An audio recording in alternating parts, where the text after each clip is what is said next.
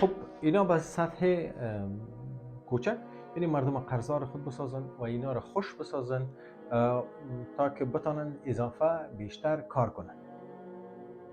دیگه به او خاطر اینا مثلا پروگرام‌های دارن، برنامه‌ای دارن که سیستم آسان بسازن، به مردم این زمینه را فراهم بسازن تا بتانن بسیار به سادگی پول قرض کنن، پول بگیرن و بتانن مخایشاتی که دارن، خواهشات زندگی خود از طریق ازی برآورده بسازن.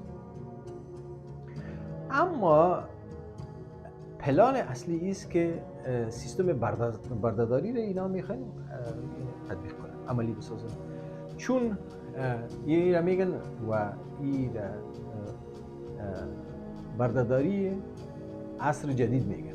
خب در سابقه بردهداری تو بود که مردم ها مثلا از یک جای دیگه جای یک ملک فتح میکردن و باز مردم ها را برده خود میگرفتن، خصوصا غربی ها این کار کردن، کشورهای افریقایی رفتن، کشور فتح کردن، زیر تسلط خود آوردن، مردم هایشان گرفتن و با خود برده سرشان کارهای شاقه میکردن. مثلا عرب هم کار میکردن، مردم عرب بسیار مروج بود که برده ماستک و بردهداری میکردن، مردم ها را برده میساختن. خو اینا بردهداری عصر جدید از طریق بانکداری عملی میکنن که مردم برده خود بسازن.